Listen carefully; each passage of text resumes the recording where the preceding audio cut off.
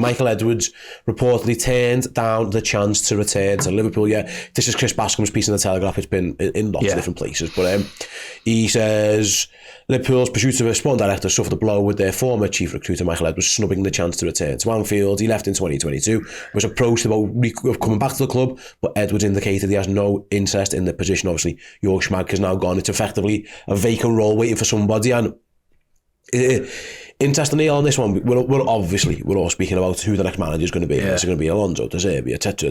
But like, there's a sporting director to be hired as well, which is, two massive. Probably the two biggest footballing positions in the club are the manager and then the sporting director. Liverpool are looking for both at the same time. Yeah. Was you surprised he went back to Michael Edwards? Because I don't know. I obviously left. He set up his own company.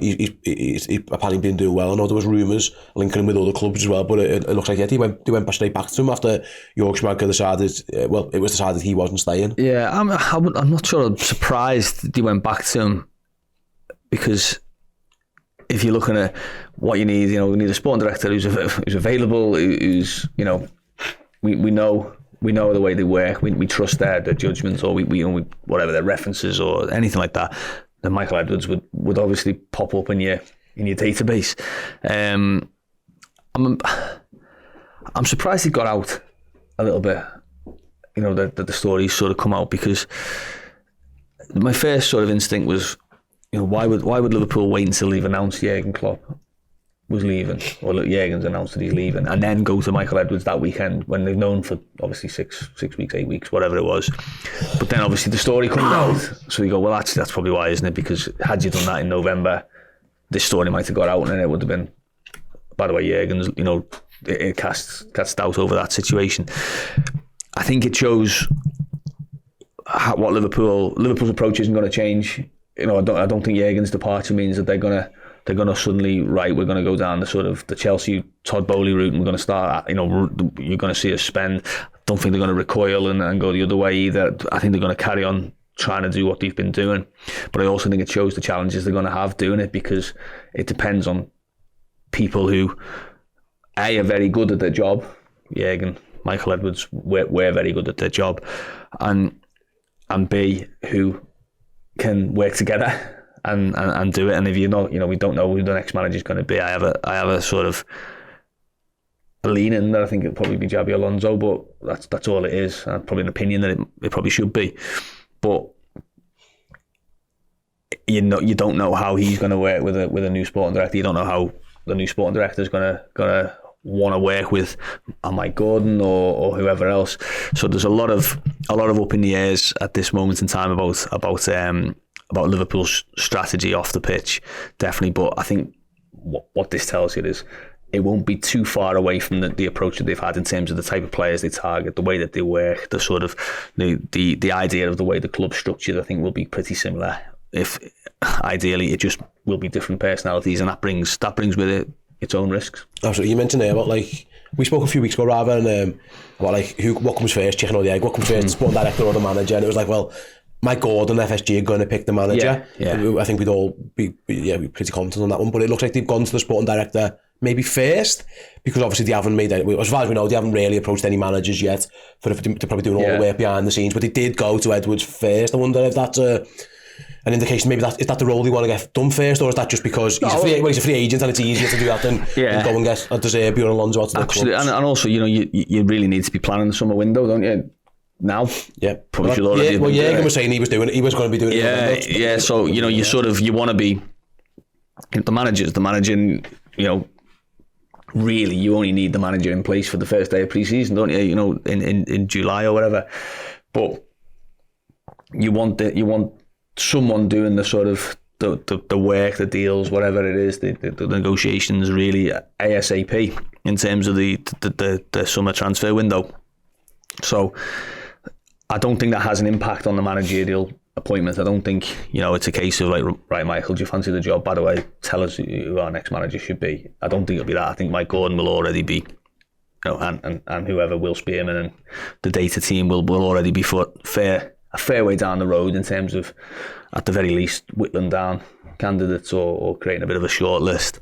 But But yeah, beyond that, there's a lot of stuff that needs doing, isn't there? There's contracts, there's obviously sales potentially, there's people leaving on freeze, there's new signings that are going to be needed as every summer.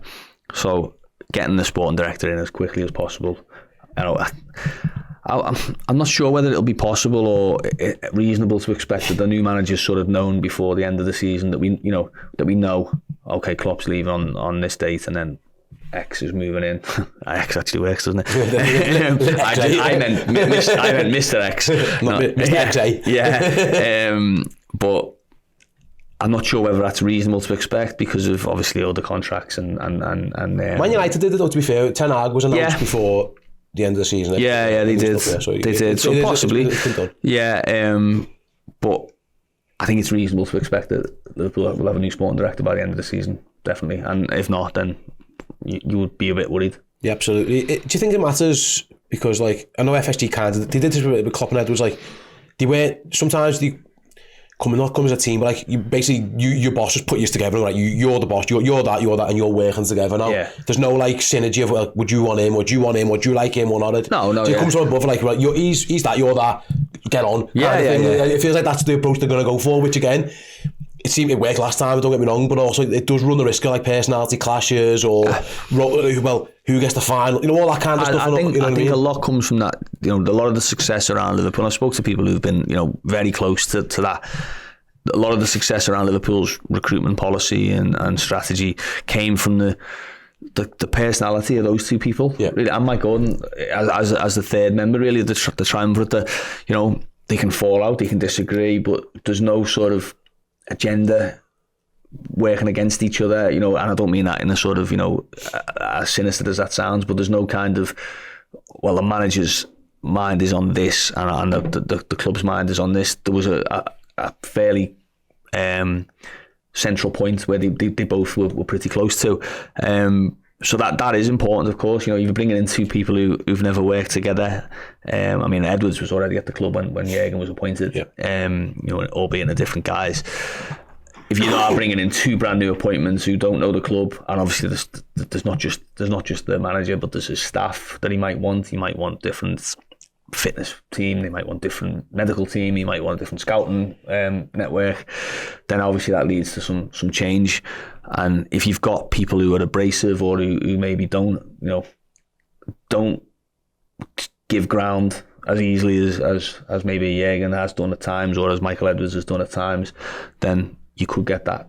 That is the risk. But I think that's why Liverpool sort of, are taking the time on these things. I think that they'll do all they can to mitigate that sort of risk and get the right characters in.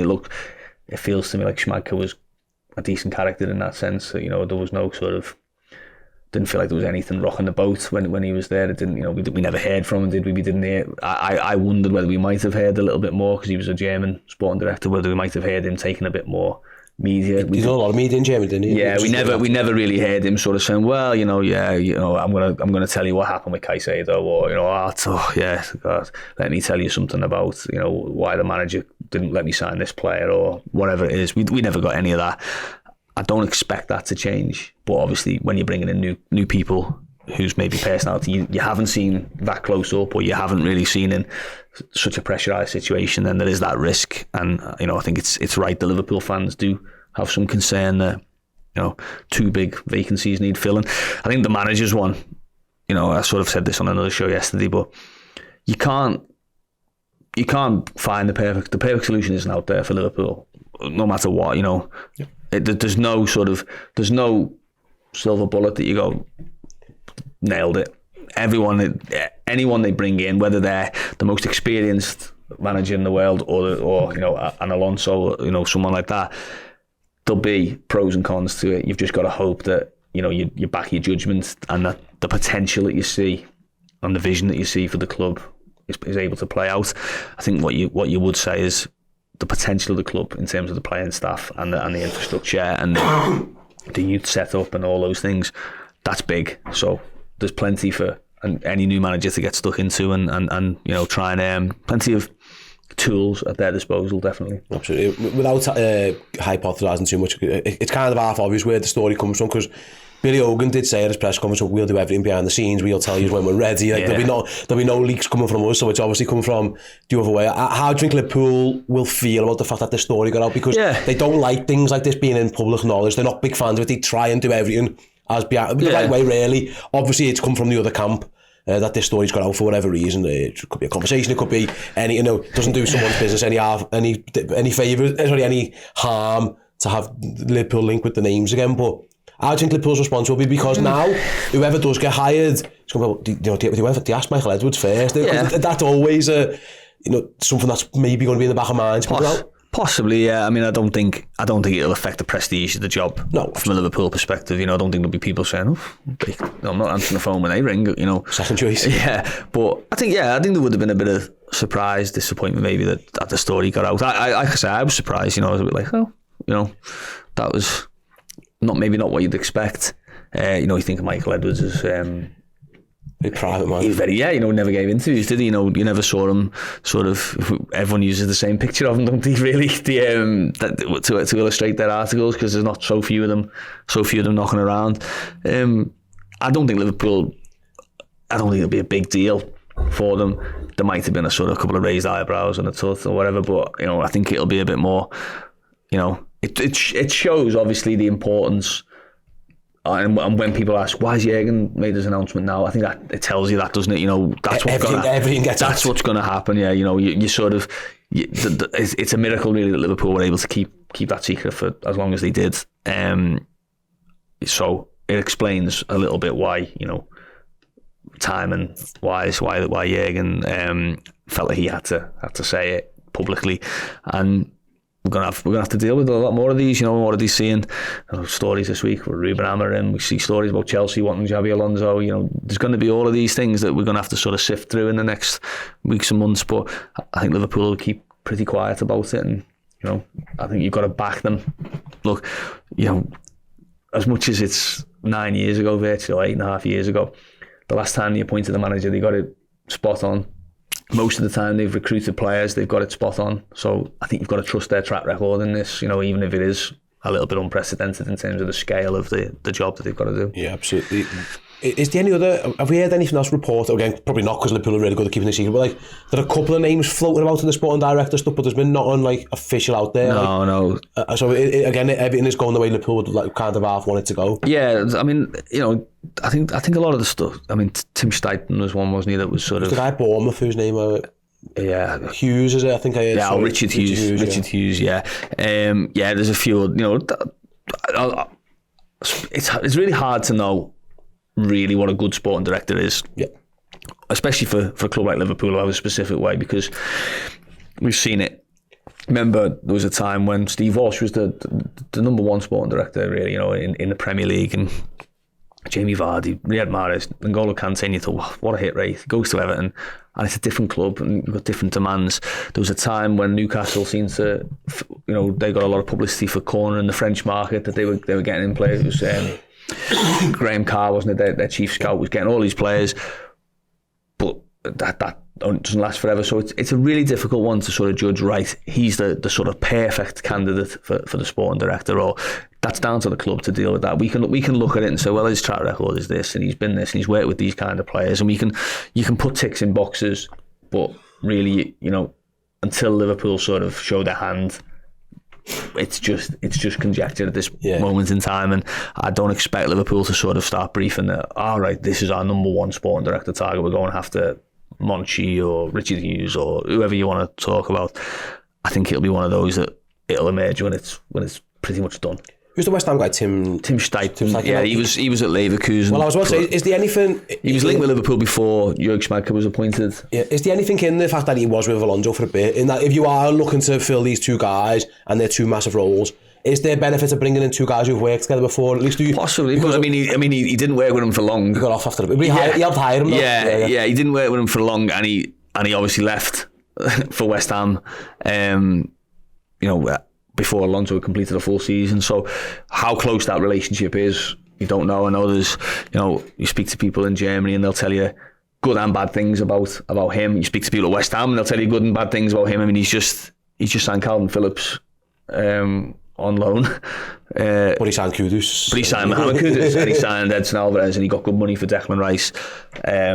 You know, so there are ticks and crosses in a lot of these people's boxes. Like I say, there's not many sort of ways that people like us can sort of say, well, he's the guy that Liverpool needs to appoint. You know, you can look at people with great track records, Michael Edwards being one, but there's every chance, you know, Michael Edwards jumped at the first opportunity he got and went to Chelsea, and now people are saying, oh, he wasn't that good, was he? You know, look at this, he's got all, you know, because of the nature of the club. So a lot depends on the stability of the club, the stability of the relationship with the manager, the strategy of the owners, and the fact that, you know the conditions that you're going to be working in. And I think Liverpool are in a decent position in that regard, because we all sort of know what you're going to be expected to do. You're not going to turn up at Liverpool and they're going to say, oh, by the way, we're going to go, look, we need big, tall, 6'4" sort of experienced players, and we're going to play at a very direct style. You know that Liverpool have got a certain way of you know, playing football, certain demands in terms of the communication that you need with the fans,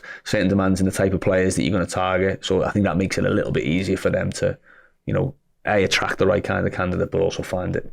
Hey everyone, hope you enjoyed that clip from Journo Insight. If you want to go and check out the entire show, either in video or in podcast form, it is available now over at redmenplus.com. Go and check out all the amazing interviews, features, documentaries, and all of our amazing content as we build up towards the League Cup final. So yeah, redmenplus.com. Go and check out Journo Insight and all the other amazing shows on offer there for you. See you later. Thank you so very, very much for checking out the video. If you enjoyed it, drop a like. The season is now well underway. If you need extra Redmen content, be it podcast, videos, documentaries, interviews, and general shows, fill your boots on redmenplus.com today.